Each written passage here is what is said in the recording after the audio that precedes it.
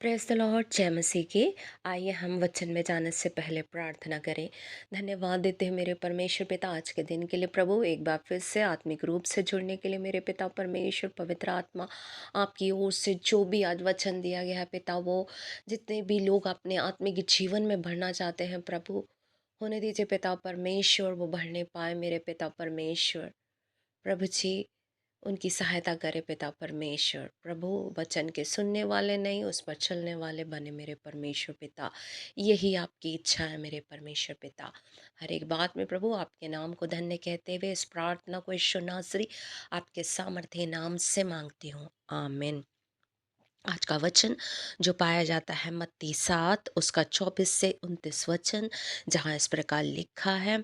24वां वचन, इसलिए जो कोई मेरी ये बातें सुनकर उन्हें मानता है वह उस बुद्धिमान मनुष्य के समान ठहरेगा जिसने अपना घर चट्टान पर बनाया। 25वां, और मेघ बरसा और बाढ़ें आई और आंधियाँ चली और उस घर से टकराई, फिर भी वह नहीं गिरा क्योंकि उसकी नींव चट्टान पर डाली गई थी। और जो आज का टॉपिक है, चट्टान पर घर बनाओ। घर बनाने वाले दो मनुष्यों के विषय प्रभु ने बताया है, एक बुद्धिमान और दूसरा मूर्ख। प्रभु यीशु ने मत्ती 5, 6, 7 में जो उपदेश दिए हैं, काफ़ी लंबा उपदेश दिया और उसके बाद कहा, मेरी ये बातें सुनकर जो मानता है वह उस मनुष्य के समान है जिसने अपना घर चट्टान पर बनाया। हमारा आत्मिक घर हम कहाँ बना रहे हैं? हमारा ध्यान इस संसार पर है या इस संसार की वस्तुओं को हम समेटने में लगे हुए हैं? हम अपना आत्मिक घर कहाँ बना रहे हैं? चट्टान पर या बालू पर? चट्टान अर्थात प्रभु यीशु मसीह। आइए यशायाह 51 का 1 देखेंगे, जहाँ इस प्रकार लिखा है, हे धर्म पर चलने वालों, हे यहोवा को ढूंढने वालों, कान लगाकर मेरी सुनो। जिस चट्टान में से तुम खोदे गए और जिस खदान में से तुम निकाले गए, उस पर ध्यान करो। कान लगाकर मेरी सुनो और मुझ पर ध्यान करो। हम अपने को जांचें, हम कहाँ हैं, हमारा ध्यान कहाँ है। हमारा जहाँ ध्यान होगा हम वैसे ही बनते चले जाएंगे। अगर हम अपना घर उस जीवित चट्टान पर बनाते हैं तो चाहे कितनी भी परेशानियां आए, सताव आए, महामारी आए, हमारा घर स्थिर रहेगा। 26वां वचन, परंतु जो कोई मेरी ये बातें सुनता है और उन पर नहीं चलता, वह उस निर्बुद्धि मनुष्य के समान ठहरेगा जिसने अपना घर बालू पर बनाया।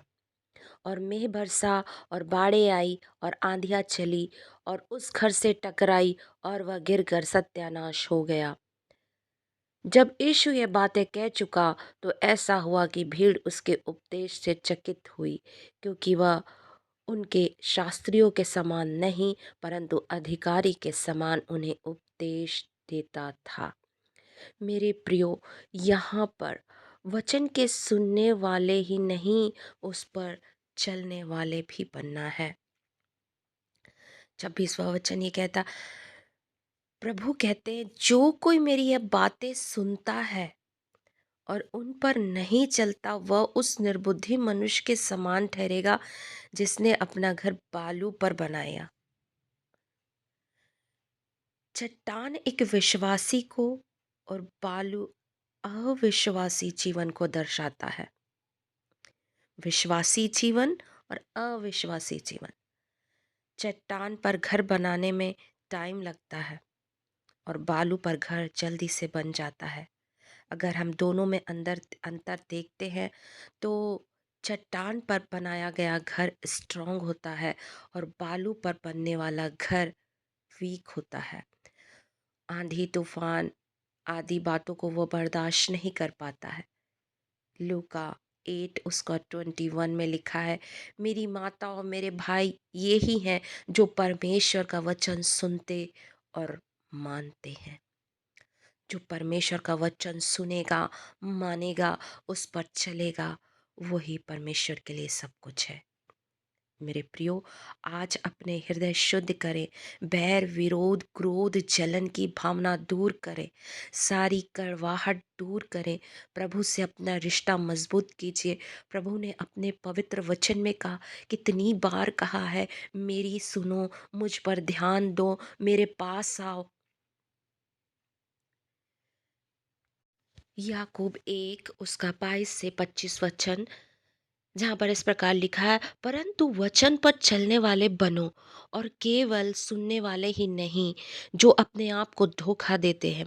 क्योंकि जो कोई वचन का सुनने वाला हो और उस पर चलने वाला ना हो, वह उस मनुष्य के समान है जो अपना स्वाभाविक मुंह दर्पण में देखता है, इसलिए कि वह अपने आप को देखकर चला जाता है, परंतु भूल जाता है कि मैं कैसा था।